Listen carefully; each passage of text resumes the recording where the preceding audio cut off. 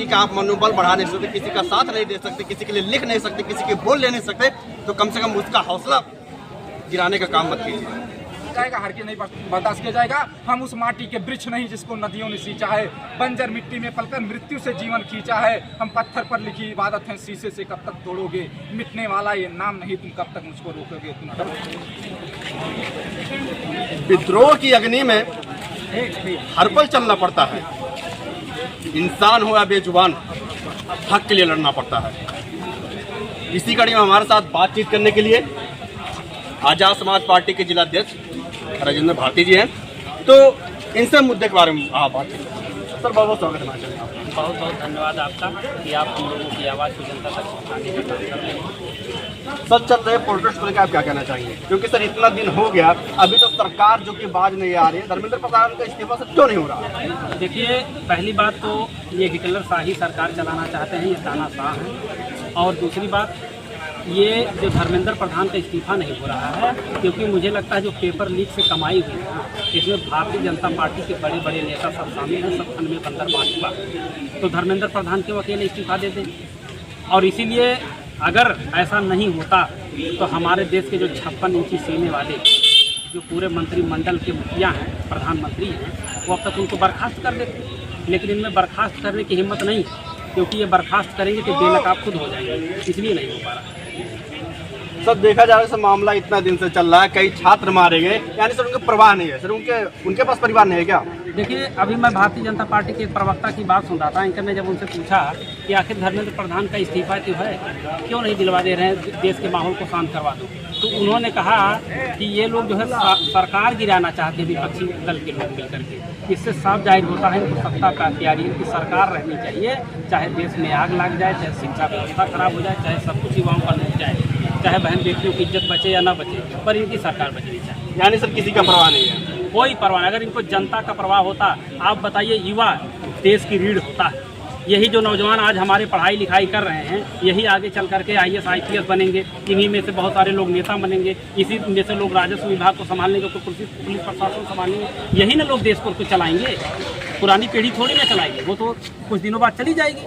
अगर इनको देश की चिंता होती तो भारत के भविष्य का निर्माण करने के लिए, भारत को भविष्य में सशक्त बनाने के लिए, उसको आगे ले जाने के लिए युवाओं को फैसिलिटी देते, उनको संसाधन देते, उनकी शिक्षा को सुविधाजनक और सस्ता बनाते। लेकिन उन पर जिस तरह से लाठीचार्ज किया जा रहा है, इससे साफ जाहिर होता है इनको देश से लेना देना नहीं, इनको सिर्फ अपनी सरकार प्यारी है। सर, आप इस विषय में क्या कहना चाहेंगे? आपके चैनल के माध्यम से बहुत बहुत धन्यवाद।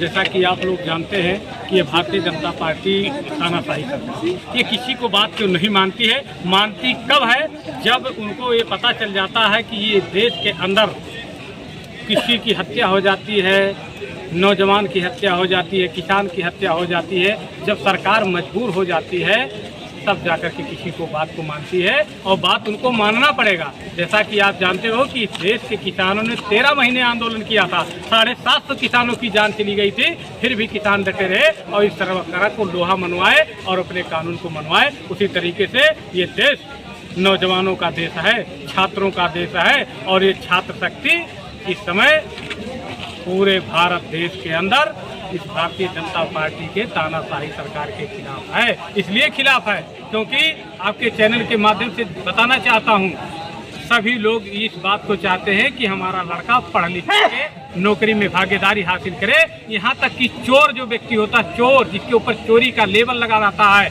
और थाने में मुकदमा लिखा होता है, वो भी पैसा कमा करके अपने बच्चों को अच्छी शिक्षा दे करके अच्छा नागरिक बनाना चाहता है। तो आप बताओ, जब सभी लोगों की एक सोच है तो इसमें चाहे वो पत्रकार हों, चाहे वकील हों, चाहे अधिकारी हों, कर्मचारी हो, किसान हो, सभी के अधिकारों का हनन, सभी के बच्चों के अधिकारों का हनन इस सरकार ने किया है। तो निश्चित तौर पे हम लोग और हमारे नेता भाई चंद्रशेखर आज़ाद जी छात्रों के साथ खड़े हैं, इस देश के नौजवानों के साथ खड़े हैं। और ये नौजवान जब कोई देश के अंदर जुल्म जाति होता है तो नौजवान ही देश में परिवर्तन करता है, और निश्चित तौर पे अब परिवर्तन होने वाला है। सर, अभी आपने हत्या की बात की, जब हत्या होती है तो सरकार उस पर भागती है।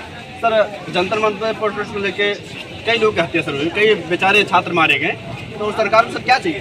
सरकार सरकार तो चाहती है, वो देखती रहती है कि कितने लोगों के अंदर जोश बचा हुआ है, कितने लोगों के अंदर खून है कि हमारे इस हिटलरशाही का वो है सामना कर पाएंगे। और जैसा कि आप लोगों ने सिद्धार्थनगर में आज हमारे सिद्धार्थनगर के नौजवानों ने दिखाया, 11 बजे से लेकर के और 3 बजने वाले हैं बड़ी इस धूप में, और यहाँ का मेहनत आप लोगों ने देखा होगा। इसी तरीके से पूरे नौजवान चाहे जितना हिटलरशाही कर ले, ये नौजवान अपना अधिकार लेकर के। सर आपके इस विषय में सर क्या कहना है, आप क्या कहना, आपका परिचय सर? मेरा नाम इंद्रजीत है। तो मैं धर्मेंद्र चाचा से यही इतना कहना चाहूँगा कि धर्मेंद्र चाचा ये कुर्सी है, जनाजा थोड़ी है। अगर जो कुछ कर नहीं सकते तो छोड़ क्यों नहीं देते, तो सर यही कहना है। जो कि आप देख सकते हैं, ये लोगों की बात है तो और भी तो मौजूद हम बात करें। भाई आपका परिचय क्या कहना चाहेंगे? बड़ी अच्छी लाइन आपने लिखा है कि जंतर मंतर की आवाज़, देश के हर छात्र की आवाज़, पेपर लीक बंद करो, छात्रों को न्याय दो, निष्पक्ष परीक्षा कराएंगे। मतलब इनकी आपकी मांगे क्यों? ये मेरी मांगे हैं, और ये बस मेरी ही मांगे नहीं है, ये जितने भी इस इंडिया में जितने भी स्टूडेंट्स हैं ये सबकी मांगे हैं। आपका परिचय पहले? मेरा नाम आकाश राय है और मैं सिद्धार्थनगर का ही रहने वाला हूँ, और ये मेरी मांगे हैं। और ये यहाँ जितने भी पेरेंट्स मौजूद हैं और जितने भी पेरेंट्स अभी आप न्यूज़ देख रहे हैं, आप लोग थोड़ा इस पे ध्यान दे लीजिए, क्योंकि ये आपके बच्चों के भविष्य का ही सवाल है और हमारे भी भविष्य का सवाल है। और ये जनरेशन जब आगे जाएगी ना, अब कुछ लोग पूछते हैं ना कि जो पिछली सरकार थी उसमें ऐसा होता था, तब कहाँ थे? भाई हम लोग तब छोटे थे, ठीक है। अभी फोटोज दिखा दूंगा ना, मैं अंडरवेयर में अपनी मम्मा के साथ घूम रहा था, ठीक है। तो अभी हम बड़े हुए हैं, नॉलेज गेन किए हैं, अच्छी खासी पढ़ाई की है, उसके बाद फिर हम लोग इधर आए, तब हम लोग ये प्रोटेस्ट कर रहे हैं। यानी आज आप लोग खुद सक्षम है कि अपनी लड़ाई लड़ सकते हैं? जी बिल्कुल। अगर ये चीज़ जो हमारे पेरेंट्स हैं, अगर ये पिछले सरकार में जो भी प्रॉब्लम हुई हो, या पेपर लीक हुआ या कुछ और हुआ हो, अगर मेरे पेरेंट्स हो या फिर किसी और के पेरेंट्स हो, अगर आप लोगों ने अगर आवाज़ उठाया होता पहले, तो ये नौबत नहीं आती। क्योंकि भाई की बात सुन के बाद मैं कहना चाहूँगा कि हक की लड़ाई लड़ना जो है तो कोई गुनाह नहीं, कोई अपराध नहीं है। यदि किसी का आप मनोबल बढ़ा नहीं सकते, किसी का साथ नहीं दे सकते, किसी के लिए लिख नहीं सकते, किसी के बोल ले नहीं सकते, तो कम से कम उसका हौसला गिराने का काम मत कीजिए। जो कि उसी कड़ी में हमारे साथ एक भाई और हैं, बातचीत करेंगे, उनसे भी बातचीत करते हैं, अपनी राय क्या व्यक्त करना चाहते हैं इस सरकार को लेकर। आपका परिचय मैं आज़ाद समाज पार्टी की संगठन बहुत बहुत धन्यवाद देना चाहता हूँ कि आपकी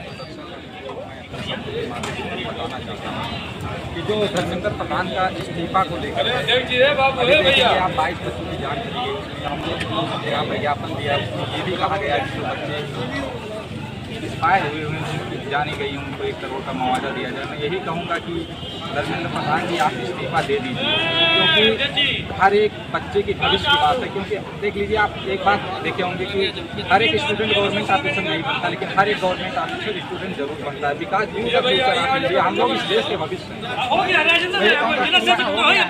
संघर्षों के साए में घनघोर जवानी पलती है, और जिस दौर जवानी चलती है उस दौर जमाना चलता है। वैसे तो बात किया जाए तो लोगों की बातों में मिठास मिल जाती है, और चाह तो रोशनी रात में मिल जाती है, और हम जैसे युवाओं को पसीने का दरिया बहाना पड़ता है, वरना कुछ लोगों को तो मेहनत खैरात में मिल जाती है। तो हमारे धर्मेंद्र प्रधान जी को ये मेहनत खैरात में मिली है, इसलिए हमारे देश के युवाओं को, जो युवाओं की जान गई उसका उनको परवाह नहीं है। हमारे देश के युवा जो सड़क पे हैं उसका उनको परवाह नहीं है, उनको केवल अपने स्वार्थ के लिए, और शिक्षा मंत्री बने हुए देश के युवाओं के लिए नहीं। तो मेरा हाथ जोड़कर निवेदन है आपसे कि आप इस्तीफा दें, ताकि हमारे देश के युवा जो सड़क पे जो लाठी खा रहे हैं, जो लाठी चार्ज हो रहा है, जो हमारे देश की महिलाओं के साथ इस प्रकार से पुलिस प्रशासन जो बेगर नेम प्लेट के साथ लाठी से, आप लोग ने देखी होगी वीडियो, कितनी निर्दयनीय तरीके से गुंडे के रूप में जो आई है, और लोगों के ऊपर, हमारे देश के युवाओं के ऊपर जो लाठीचार्ज की है, इसको बंद करने का काम करें। हालात जिस तरह से यदि ऐसे में इस्तीफा के हालात आप लोग देख रहे होंगे कि दिन प्रतिदिन बिगड़ता जा रहा है, छात्र आक्रोश में आ रहे हैं, लोग आक्रोश में आ रहे हैं, लोग मारे जा रहे हैं, लेकिन फिर भी सरकार का या धर्मेंद्र प्रधान का इस्तीफा नहीं हो रहा है, और उस संबंध में सरकार चूं तक बोलने के लिए तैयार नहीं है। इस पर आपका क्या कहना? देखिए सर, सरकार तो क्यों बोलेगी, क्योंकि ये जो जन सैलाब आप देख रहे हैं आज यहाँ है, अगर इस्तीफा नहीं हुआ तो आने वाले समय में हम लोग फिर से संसद में जाने का काम करेंगे, ये बात याद रखिएगा। क्योंकि आप देख सकते हैं, आज इस भीड़ को देख लीजिए, आप इस भीड़ को देखकर आज की मौसम को देख लीजिए, आज लोगों के जो कि हम लोग किसान वर्ग के लोग हैं। आज हम लोगों के खेतों में रोपाई चल रही है, लेकिन फिर भी इतनी भारी संख्या में अपने देश के युवाओं के भविष्य के लिए यहाँ पर आए हुए हैं। तो जिस दिन हम लोगों के घर पे कोई काम नहीं रहेगा, उस दिन सोचिए हम लोग क्या कर सकते हैं। इस बात बर्दाश्त नहीं किया जाएगा, बर्दाश्त नहीं किया जाएगा, हर के नहीं बर्दाश्त किया जाएगा। हम उस माटी के वृक्ष नहीं जिसको नदियों ने सींचा है, बंजर मिट्टी में पलकर मृत्यु से जीवन खींचा है। हम पत्थर पर लिखी इबादत हैं, शीशे से कब तक तोड़ोगे, मिटने वाला ये नाम नहीं, तुम कब तक मुझको रोकोगे, तुम कब तक मुझको रोकोगे। धर्मेंद्र प्रधान जी इस बात को याद रखें। जय हिंद, जय भारत। क्योंकि आप देख सकते हैं, मैं भी ज्यादा कुछ नहीं कहना चाहूंगा। तमाम वजह से युवा की जज्बे क्योंकि आज युवा में आक्रोश देखने को मिल रहा है और लग रहा है कि सरकार से इस्तीफा लेकर ही मानेंगे, क्योंकि अब बात युवाओं के भविष्य की है और शिक्षा की है। इसमें हर जात, हर धर्म, हर समुदाय के लोग इन्वॉल्व होंगे। ऐसा नहीं किसी एक जात, एक धर्म या समुदाय के लोग हैं, क्योंकि हर कोई पढ़ता, हर कोई बढ़ता है, चाहे किसी भी जात धर्म का हो। शिक्षा सभी के लिए है। मैं बार बार कहता हूँ और हर बार मैं इसलिए कहता हूँ क्योंकि हम भी बाबा साहब के अनुयायी, बाबा साहब को भी मानते हैं, तो इसलिए मैं बार बार मैं दोहराता हूँ कि शिक्षा वह शेरनी का दूध है जो पिएगा वही दहाड़ेगा। मैं ज़्यादा कुछ नहीं कहूँगा, बाकी आप लोग देश के हालात देख ही रहे हैं। फिर मिलते हैं दोस्तों, जय हिंद, जय भारत। आगे लगातार खबर देखने के बन रहे हैं। सतत बात नहीं, लोकतंत्र की सबक।